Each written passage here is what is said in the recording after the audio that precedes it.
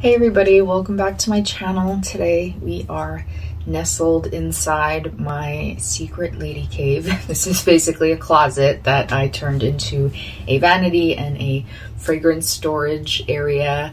I'm going to be doing a tagged video. I was tagged by the amazing Claire Smith to do the Me Now frag tag started by Joss Jane. And I'm going to be talking about how my taste in fragrance has changed over the years, as well as naming a couple of fragrances that I love now that younger versions of me would have really hated. So if you're interested in all of that, stay tuned. I have pretty much been obsessed with fragrance my entire life. My mom always tells stories about how when I was like 1 or 2 years old, I would raid my great-grandmother's closet and vanity and drawers for all her little essential oils and stuff. So she jokes that I get it from my great-grandmother. My prized possession growing up was this tiny little Tinkerbell fragrance that I was obsessed with. I would sniff it all day long. I would hide it in my pocket. I would treasure it and not even really put it on because it was my prized possession. It seemed like so elegant to me.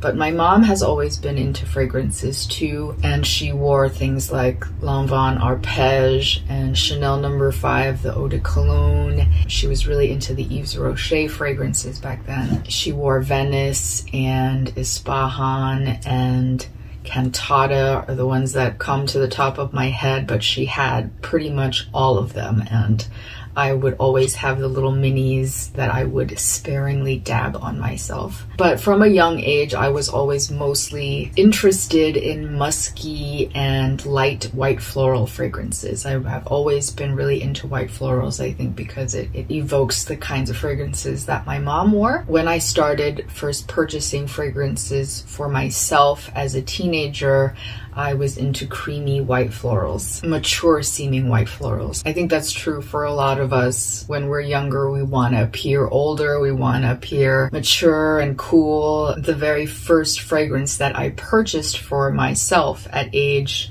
16 or 17 or thereabouts was Zhivago 24K. I actually recently repurchased a full bottle of this for myself because of nostalgia, and this is the bottle. It comes in a little stand that's up there. I don't feel like grabbing it, but there's little gold flecks inside. It's super luxe. Like, I don't know, when you're 16 and 17, like, this seems like the coolest, most elegant thing in the world. And you know, I was like a little bit giving like angsty, almost goth vibes. Like, I would wear all black and I would smoke Benson and Hedges hundreds. I don't know who the I thought I was, but this was the first fragrance that I purchased for myself. And it is a really beautiful, very luxe seeming white floral. It's large, but it smells like an elegant, super expensive body lotion, pretty much. It's very light, buoyant, I guess. It's a buoyant kind of bright white floral, and I still really love this fragrance. But that was my signature in high school. From there I went to Bulgari Blue and Chanel Allure and Marc Jacobs, the original. I remember loving Noah by Cacharel. Those were some of my signatures in my teen to early 20s years. I loved a creamy white floral. I love gardenias. I love jasmine. And pretty notably, I hated anything gourmand or vanilla. Hate, abhor, could not stand anything like that. So, you know, at a time when my classmates in like junior high would be wearing warm vanilla sugar or brown sugar fig, those kinds of Bath & Body Works, the classic Bath & Body Works scents, it would almost make me gag. I would say in my mid-20s is when my fragrance obsession started really, when I really became what we would call a frag head. And I started to purchase more and more niche fragrances. My very first niche fragrance was still along the creamy florals line, and it was Détour Noir by Serge Lutens.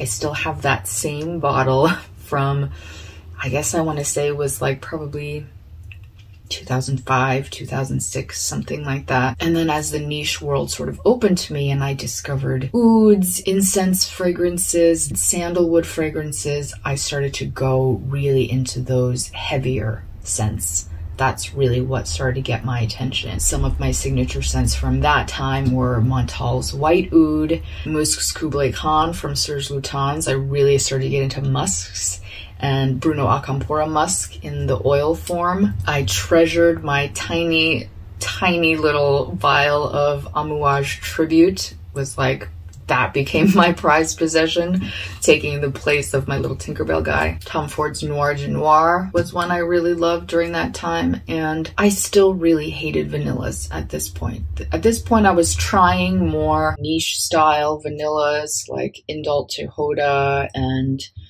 Note Vanille from M. Mikolev, and I still just couldn't get on board. Something funny happened in my early 30s, mid 30s. I don't know how.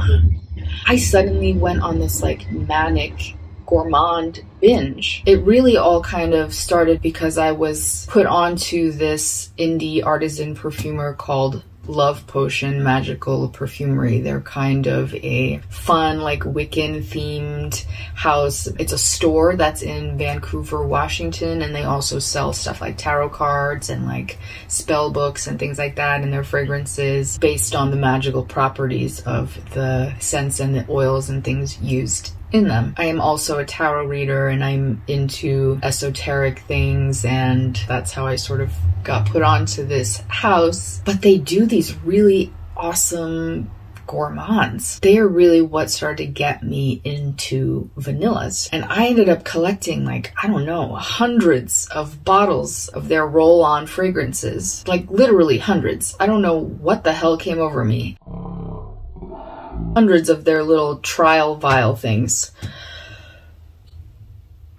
I don't know, when I get obsessed, I just like get obsessed. But long story short, suddenly I was really starting to get into gourmands, and I wore fragrances from Love Potion Magical Perfumery almost exclusively for 3 or 4 years, something crazy like that. So when I finally emerged from that phase, I found myself looking at more niche and commercial fragrances with vanilla in them and finding a newfound appreciation for commercial designer gourmands as well. So I guess I would say my main change is that younger me absolutely hated vanilla. While I still don't love it, I can tolerate vanilla. I can tolerate specific vanillas. But coming out of that phase too, I also find that I am gravitating a little bit away from niche fragrances. And interestingly enough, I guess I'm just going back to my roots of really loving white florals and musky fragrances. I mean, don't get me wrong, I still love my heavy hitters, obviously. I still love the cabochards and the aromatics elixirs and the cocos and heavier musky ouds, things like that. But I had gone off the white florals for quite a long time, since I was basically a teenager. So it's fun to sort of come back to them, and I think that all started with my repurchasing of Zhivago 24K, sent me down this whole other path, and more polarizing scents like Terry Mugler Angel. There was a girl in my high school who it was her signature, and I remember feeling like she was the coolest person in the world to me. She had such amazing fashion style, and she wore Angel, and it smelled so good on her. And then when I went to college, my college roommate also wore Angel, and it smelled to me horrifying on her, and she doused herself in it, in the lotion, in the spray. She would spray it hourly, it seemed like, and her whole apartment smelled like it. But you know, like, unfortunately, Angel still smells kind of crappy on me, especially the new reformulation. I still wear it for my own comfort's sake, but my husband thinks I smell like an armpit. Which, I mean, I attest, I kind of do smell like an armpit when I wear it. What am I talking about? Oh, just that there was a phase in my life where I really hated Angel because of the associations with my roommate in college. And now I love it. It's one of the only fragrances that I own backups of, even though I know I'm never gonna wear it out. I don't really know why I feel the need to collect them. I have several of their flankers, and that's been new in the last several years. The other fragrance that I do have backups of, the only other one is Paco Rabanne's Ultraviolet, and I failed to mention this earlier. That was another one of my signature scents in early college, late high school, early college. Yeah, I don't really know what to say about that fragrance. I mean, I suppose I recognize that maybe it's not a good fragrance. I think Tanya Sanchez in that Perfume is the Guidebook said something about it being like what urinals in hell smelled like, something along those lines. Something about urinals.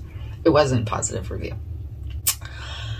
But I don't care. I love that fragrance. I own a couple of backups of it. So winding my way back around, a couple of fragrances that I love now that younger versions of me would have hated. Things like Chanel No. 5 Eau Premiere, for instance. I would have deemed that pretty boring during my mid-20s niche phase, but now I love. I guess if we're also talking about that niche phase, I'm sort of interested in designer fragrances and cheapies now in a way that I wouldn't have in the beginning of my fragrance journey proper. I would have snubbed my nose at designer frags and cheapies. Thankfully for me and my wallet, and also my enjoyment, that's no longer the case. I'm happy with fragrances from any genre as long as it smells good. And also a note profile that I have not enjoyed in any phase of my life has been more like leathers and suedes, and I'm getting more into those now. I've always loved animalics, I've always loved heavier musks, I've always loved clean musks too, white musks,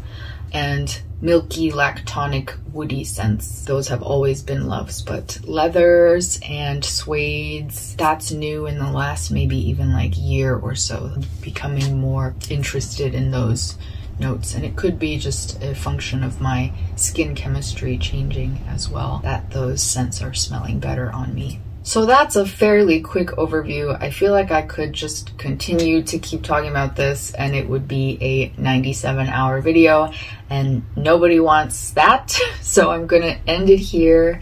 Thank you so much for watching and spending a little bit of time with me. Leave down below any fragrances that you have changed your mind on from hate to love or vice versa.